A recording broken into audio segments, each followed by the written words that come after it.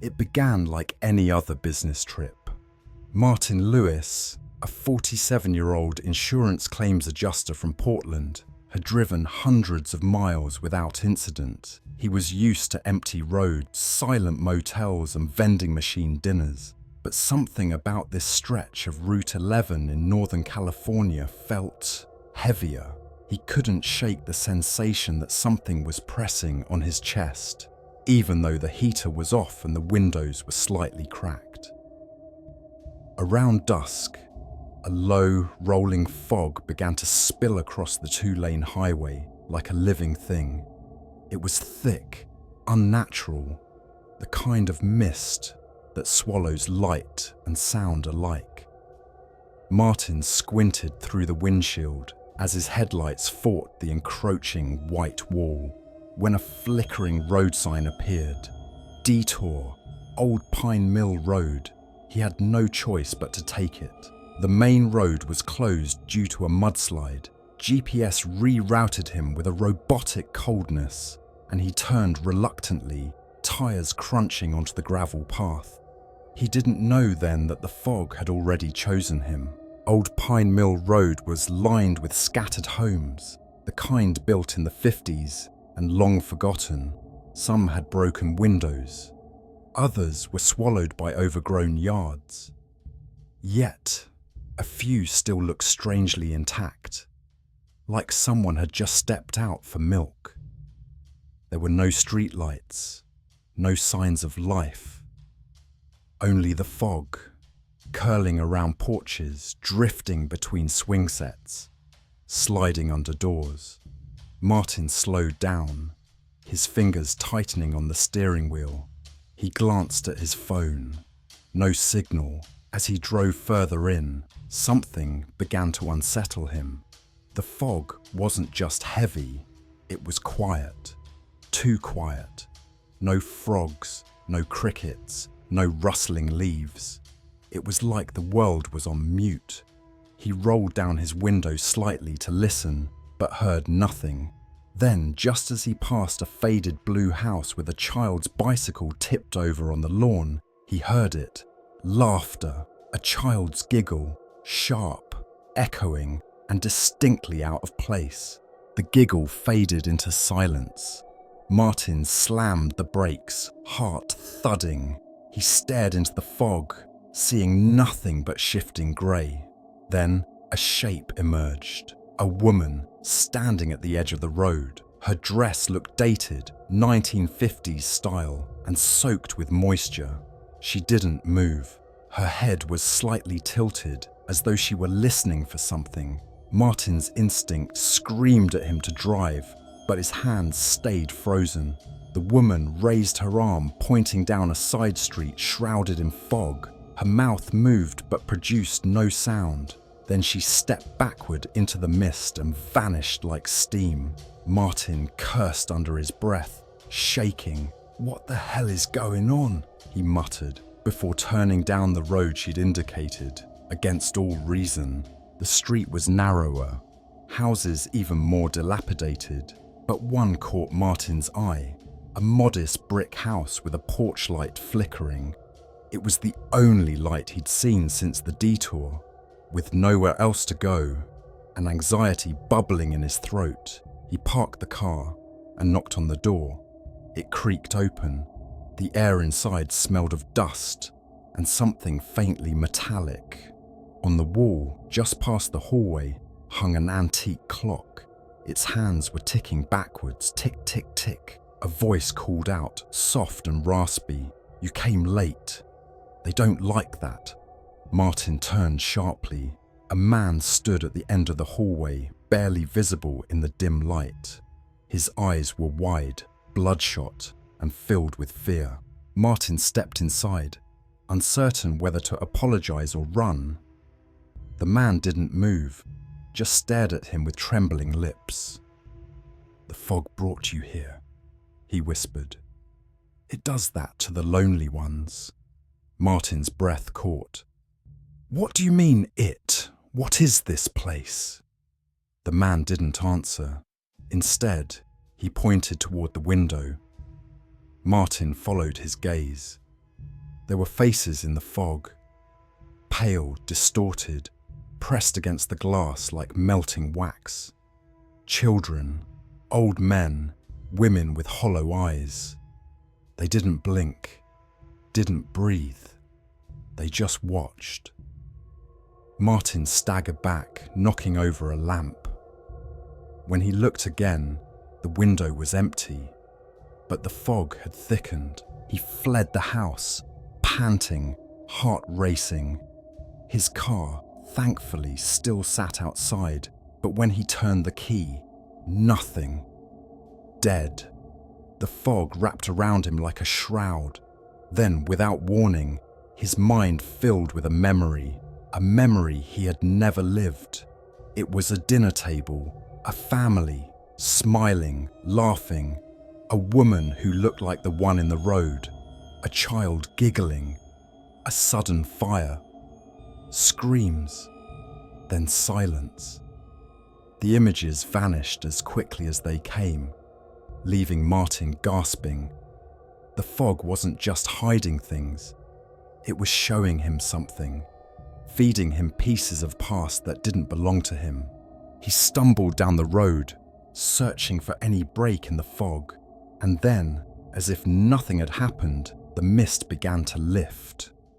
Like curtains drawing back, the moon shone down again. He found himself at the edge of Old Pine Mill Road, the main highway visible just ahead. Martin didn't look back. He ran. When he reached his car on the other side of the roadblock, the GPS was working again. It was like the fog had never existed, but he knew better. Something had followed him. That night, in his motel, he heard the giggle again, faint, inside the room, and the mirror had fog on it, though the bathroom had never been used.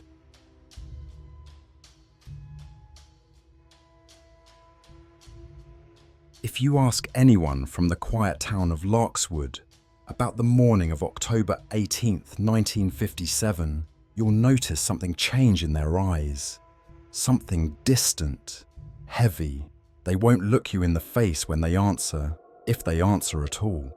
The town itself, nestled between dense pine forests and forgotten rail lines, rarely saw anything more dramatic than a late train. But that morning, a fog rolled in from the forest thicker than any before. People still talk about how it moved, not like mist, but like something alive.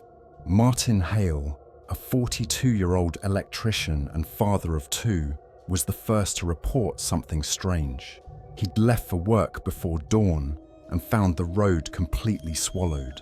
He drove 5 miles per hour with his head out the window just to see the edge of the road. It wasn't normal fog, he later told his wife in a voice thin with disbelief.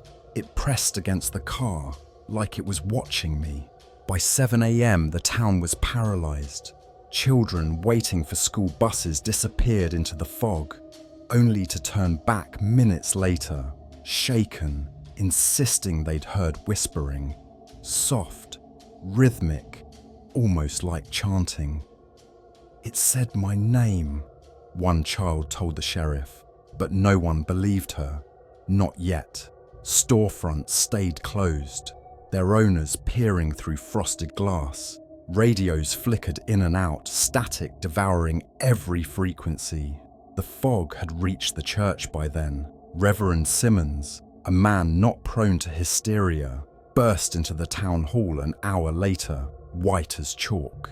He claimed the crucifix above the altar had melted, not stolen, not missing, melted.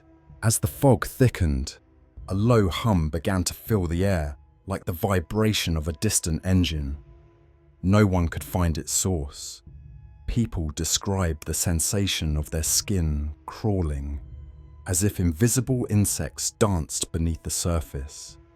That evening, Martin's wife, Clara, noticed her husband hadn't returned. Their car was found idling on the roadside, driver's door wide open, headlights staring into a wall of grey. A search party was organised. 8 men. They carried flashlights, but the beams went nowhere, swallowed by the fog within inches. They tied ropes to their waists, afraid they'd get separated. One by one, they vanished. The ropes came back, frayed, wet, reeking of something metallic. Panic spread like wildfire. People tried to leave town, but the road signs were gone. Not just unreadable, gone. The highway had become an endless loop. No matter how far they drove, they ended up back in Larkswood. That night, the fog turned darker, almost black, and the whispers became clearer. They know what we did. That's what it said, over and over. No one knew what it meant, or pretended not to, but guilt grew thick in the air. Eyes darted in every direction. Secrets, long buried, began to surface. Affairs, stolen money, violent pasts. The fog was listening, judging. One man, Harold Griggs, a retired rail worker, lost it completely. He stood in the center of Main Street, screaming into the fog. "I buried them. You happy now? I buried them deep." The next morning, his house had crumbled to ash.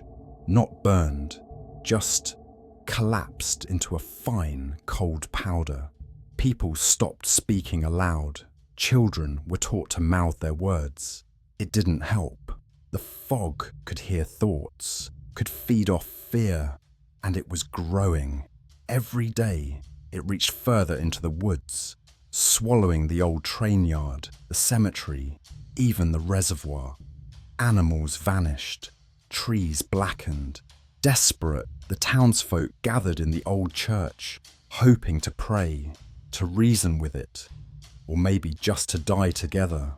Reverend Simmons opened the Bible to speak but paused. The pages were blank, all of them. From Genesis to Revelation, nothing. People wept. Clara Hale, her voice barely a whisper, confessed. Martin didn't just disappear. He confessed something to me the night before. Something terrible he did during the war. Something no one was supposed to know, and the fog came for him. One by one, people began vanishing, not violently, just gone. A blink, a breath, silence. Their shoes left behind, sometimes a hat or glasses, but never a body. And each time someone disappeared, the fog grew a little quieter, as if being fed. No one knows who was last. Some say it was Clara, who sat calmly in her home with candles lit, reading aloud from a blank book until the words returned. Words no one had written.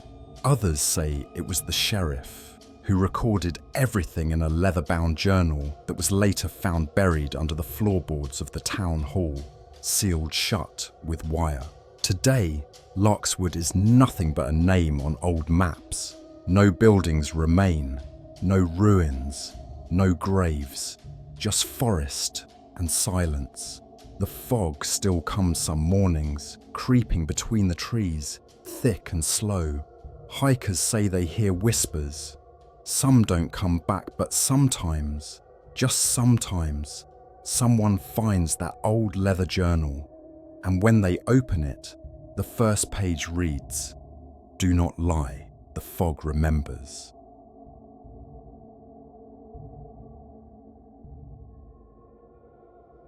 It began with a wrong turn. Philip Saunders, a 47-year-old insurance adjuster from Maine, had taken back roads for most of his adult life, swearing by them. "You avoid traffic, see more of the countryside," he always said. That Thursday, on his way to a client meeting 2 towns over, the GPS rerouted him due to an accident.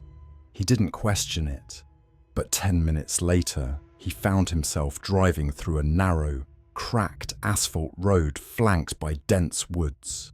The trees leaned in unnaturally, their branches clawing toward his windshield. A dense fog began to settle in, not just a haze, but a thick wall of white. that crept from the forest floor and clung to the road like it was alive. At first, he thought nothing of it. It was October, after all. Fog was common, but this fog, it moved. It rolled with purpose, pooling around the tires, then lifting, dancing in slow spirals across the hood. He slowed the car to a crawl, straining to see. His hands tightened on the steering wheel. The GPS screen froze, then blinked off. Radio static replaced the podcast. That's when Philip realized there were no sounds anymore. No birds, no wind, not even the engine, just silence and fog. Philip rolled down his window slightly. The air was unnaturally cold. He stuck his hand out. Damp, yes, but there was a subtle resistance, like pushing against fabric. "What the hell?" he murmured. He looked up just in time to see a figure flash across the road. It was fast, too fast. A human shape, maybe, but stretched, elongated somehow. His breath caught. He slammed the brakes. The car shuddered, skidding slightly on the moist road. He blinked. Nothing. No one. He waited. 1 minute, then 2. His heart pounded in his ears.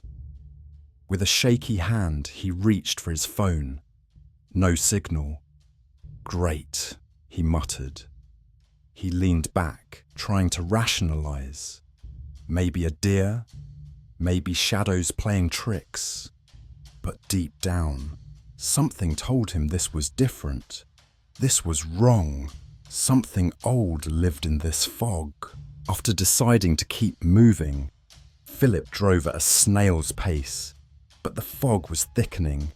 It no longer seemed to obey natural laws. It pressed against the windshield from the outside, yet also seeped in. He swore he saw it slipping from the vents. He coughed, waved a hand in front of his face. No, this is not normal. Then he noticed the dashboard clock. It had reset. 00 o'clock. He glanced at his wristwatch. Frozen. Time apparently had stopped keeping track. He hit the brakes again. This was insane. He needed to turn around. But when he looked behind him, the road was gone. Only trees and more fog. A cold sweat ran down his spine. He was no longer on any map. Just as panic threatened to override his senses, lights appeared ahead, faint, yellow, flickering. A house? He inched forward. The outline of a Victorian-style house, tall and dark, as if plucked from the past. The paint peeled in long strips, windows clouded and cracked. Yet a single porch light burned. Philip got out, instinct and curiosity wrestling inside him. His shoes sank slightly into the damp earth. The house seemed to hum, not audibly, but inside his bones. He walked up the porch stairs, each step groaning underfoot. As he reached for the doorknob, the door creaked open on its own. The interior of the house defied logic. From the outside, it had seemed abandoned, but inside, it was pristine. Clean hardwood floors, polished furniture, even the smell of fresh coffee. Philip froze. He smelled someone, a living presence. "Hello?" he called out, voice thin and nervous. No response. He stepped in further. A grandfather clock ticked rhythmically, but its hands didn't move. A painting on the wall showed a family. Parents, 2 children. But their faces were missing, blurred out like smeared ink. He turned, heart racing, only to find the front door had vanished, not closed, gone, replaced by solid wall. He wandered from room to room, trying to stay calm. The fog had followed him inside. It clung low to the floor, snaking around furniture legs. Then came the whispers, faint at first, like wind through a keyhole, then clearer, voices overlapping, frantic, desperate. He came back. He never left. And she still waits in the attic. Philip covered his ears, stumbled backward. The floor groaned. No, breathed beneath him. He found a staircase and, against every survival instinct, climbed it. Each step tightened his chest. He reached the top. A narrow hallway stretched into the distance. At the end, a single door, ajar. A light flickered beyond. The attic smelled of age and mildew. Cobwebs trembled in the corners. He stepped inside, slowly, the floorboards protesting. In the center of the room sat an old vanity mirror, dust-covered, but in the mirror he didn't see himself. He saw them, the family from the painting, standing behind him. He spun around. No one. Back to the mirror. Still there. Motionless. Watching. The children's heads tilted slowly. Their mouths opened. No sound came out. Instead, Philip heard it behind him. Heavy breathing. He turned again, and for the first time, saw her. A woman, impossibly tall. Her face hidden beneath a sheer veil. Her fingers were long, skeletal. She raised a hand and pointed to his chest. Philip collapsed. Not from fear. His body just gave out. Darkness bled into his vision. When he woke, he was no longer in the attic. He was lying on the road again. Car parked, engine off. Fog all around. No house. No footprints. But something had changed. He checked his watch. It ticked again. The dashboard clock read 4:43. He'd been gone nearly 4 hours, but it had felt like days or minutes. He reached for his phone. Signal restored. GPS alive. He turned it on. No rerouting. Just a single line of text flashed on screen. Don't come back.